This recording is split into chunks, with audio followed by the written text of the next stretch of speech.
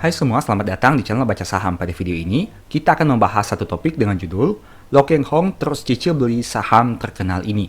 Tapi seperti biasa, semua pembahasan ini bukan rekomendasi dan hanya informasi. Ingat, kerugian kamu tanggung sendiri ya. Nah, pada video kali ini, saya mau bahas dua saham. Yang mana dua saham ini terus dicicil beli oleh LKH dalam beberapa waktu terakhir ini. Bahkan ada satu saham yang terus dibeli oleh LKH hingga bulan Februari tahun 2025 ini. Kira-kira saham apa yang dimaksud? Kita bahas dulu saham yang pertama. Saham pertama yang akan kita bahas adalah saham BDMN atau Bank Danamon. Bisa kamu lihat sini, per tanggal 30 November tahun 2024, kepemilikan LKH atas saham ini sekitar 15,49 juta lembar saham. Tapi, jika kamu lihat untuk data per 31 Januari tahun 2025, kepemilikannya naik menjadi 18,73 lembar saham. Itu artinya terjadi kenaikan sejak periode 30 November hingga tanggal 31 Januari tahun 2025. Dan LKH merupakan salah satu pemegang saham terbesar atas perusahaan ini, yang masuk ke dalam 20 daftar pemegang saham Bank Danamon terbesar yang berada pada peringkat kelima, baik itu periode November maupun periode Januari tahun 2025. Sekilas kita lihat tentang Bank Danamon ini, kenapa LKH sangat tertarik dengan saham ini. Jika kita lihat, dalam waktu 5 tahun terakhir, harga sahamnya masih turun 25%, yang mana angka ini bisa dikatakan tidak terlalu menarik. Dan selama tahun 2025 ini masih turun 1,1%. Untuk selama 1 tahun terakhir, harga sahamnya masih turun 13,15%. Tapi dari sisi net income-nya bisa kamu lihat di sini, di tahun 2024 diproyeksikan net income-nya mencapai 3,1 triliun berdasarkan data hingga Q3-nya. Angka ini bisa dikatakan memang mengalami penurunan dibandingkan periode 2 tahun sebelumnya. Tapi jika dilihat dari tahun 2015, sebenarnya kinerja di tahun 2024 masih menghasilkan kenaikan kinerja untuk labanya. Nah, sekarang bagaimana dari sisi profitabilitasnya? Gross profit margin-nya masih tinggi dengan angka 67%, dengan net profit margin yang mencapai 15,16%. Dividend yield-nya juga cukup oke dengan angka 4,98%. Tapi, untuk LKH sering identik dengan saham-saham dengan valuasi murah. Mari kita lihat dari sisi aspek valuasinya. Nah, untuk harga sahamnya bisa kamu lihat dulunya saham ini sempat berada pada angka harga saham di atas 8.000 dan kini hanya 2.510. Itu artinya jika dibandingkan dengan harga tertingginya, memang saham BDMN ini sudah mengalami penurunan yang cukup signifikan. Dan angka ini bisa dikatakan cukup flat sejak tahun 2020, di mana sebelumnya pernah berada di atas angka 8.000, tapi sejak tahun 2020 harga sahamnya bergerak pada range yang di situ-situ saja. Sekarang mari kita lihat dari aspek historical PBV-nya. Rata-rata PBV adalah 0,9 kali dan saat video ini dibuat di angka 0,49 kali. Artinya saham BDMN ini diperdagangkan hampir setengah dari modal per lembar yang mereka miliki. Dulunya harganya memang pernah berada di atas PBV 1,5 kali, tapi kini hanya 0,49 kali. Nah, dari sisi valuasi memang bisa kamu lihat di sini, PBV BDMN ini mengalami penurunan yang signifikan sejak tahun 2020. Hal itu tidak heran karena harga sahamnya juga turun signifikan. Tapi pertanyaannya, apakah saham ini bisa berpotensi naik lagi di masa depan? Apabila harga sahamnya naik saja ke angka PBV 1 kali, itu artinya ada potensi kenaikan 1 kali lipat untuk saham BDMN ini sendiri. Belum lagi jika harga sahamnya bisa naik lebih tinggi daripada itu. Nah, mungkin saja hal itu yang dilihat oleh LKH, di mana beliau melihat adanya potensi kenaikan harga saham di masa depan, meskipun tentu saja tidak ada yang menjamin hal itu bisa terjadi atau tidak. Mungkin harganya bisa naik tinggi, tapi bisa juga harganya turun lebih dalam lagi. Nah, kemudian kita lihat bagaimana terkait dari probabilitasnya setiap tahun. Mari kita lihat dalam waktu 10 tahun terakhir ini. Bisa kamu lihat untuk probabilitasnya 50%, artinya 5 tahun mengalami kenaikan, 5 tahun mengalami penurunan. Untuk kenaikannya memang terjadi di tahun 2016 hingga tahun 2018, sedangkan penurunannya secara berturut-turut terjadi pada tahun 2019 hingga tahun 2021. Memang di tahun 2022 dan 2023 harga sahamnya sempat mengalami kenaikan, tapi sayangnya di tahun 2024 dan kini di tahun 2025 hingga video ini dibuat, harga sahamnya masih mengalami penurunan. Nah, menurut kamu bagaimana? Dengan historical seperti ini, apakah saham BDMN ini menarik? Memang dari sisi valuasi, kita lihat angkanya cukup menarik dengan angka PBV di bawah 0,5 kali. Selain itu, dari sisi harga saham dulunya sempat di atas 8.000, tapi kini hanya di angka 2.000-an saja. Dan itu artinya apabila memang ternyata ada potensi kenaikan, kenaikannya bisa dikatakan cukup menarik.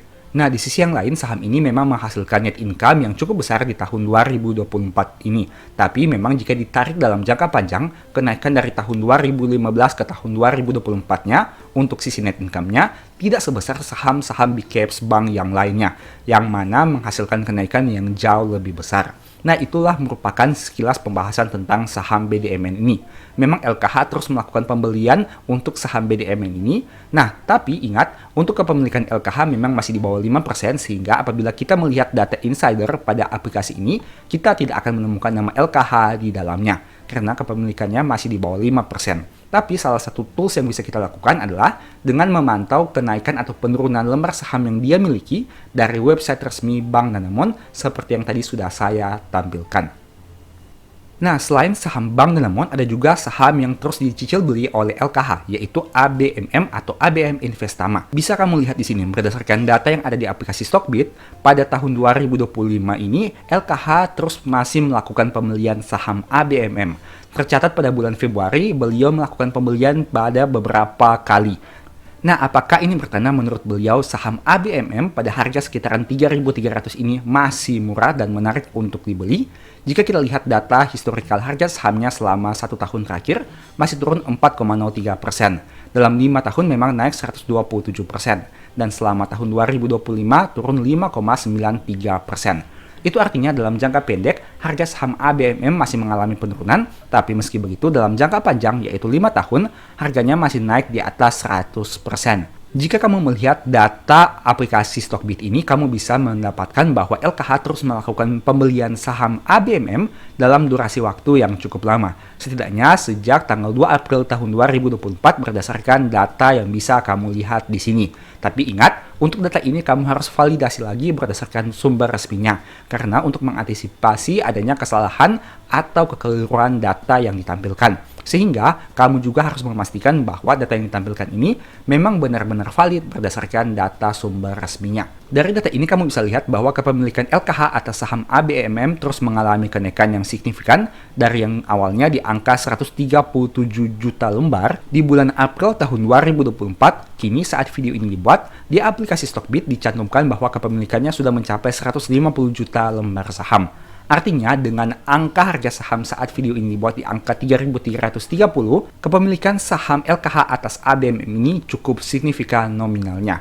Kita lihat sekilas terkait kinerja laba ruginya. Di tahun 2024 diproyeksikan labanya 2,2, dan jika dibandingkan dengan tahun 2015 yang mengalami kerugian, memang laba ABMM mengalami kenaikan yang sangat signifikan dalam beberapa tahun terakhir. Khususnya sejak tahun 2021, 2022, 2023, dan terakhir di 2024. Dari sisi dividen, sebenarnya ABMM ini juga sangat menarik dari aspek dividennya, karena mereka konsisten bagi dividen setidaknya sejak tahun 2022. Memang di tahun 2021 mereka sempat absen, tapi pada tahun 2019 dan 2020 mereka juga bagi dividen. Tapi ingat di sini, untuk dividen per share-nya cukup fluktuatif dari tahun ke tahun, sehingga kamu tidak boleh berharap secara pasti untuk dividen yang akan kamu terima. Mengingat sektor bisnis ABMM ini memang cukup fluktuatif, sehingga untuk aspek dividennya juga tidak bisa dikatakan sangat pasti. Artinya, jika kinerjanya naik, mungkin dividennya besar. Tapi jika kinerjanya turun, tidak menutup kemungkinan dividennya juga turun. Nah, kira-kira menurut kamu bagaimana? Dari saham ABMM dan BDMN ini, apakah ada yang bisa dilakukan analisa dengan lebih lanjut?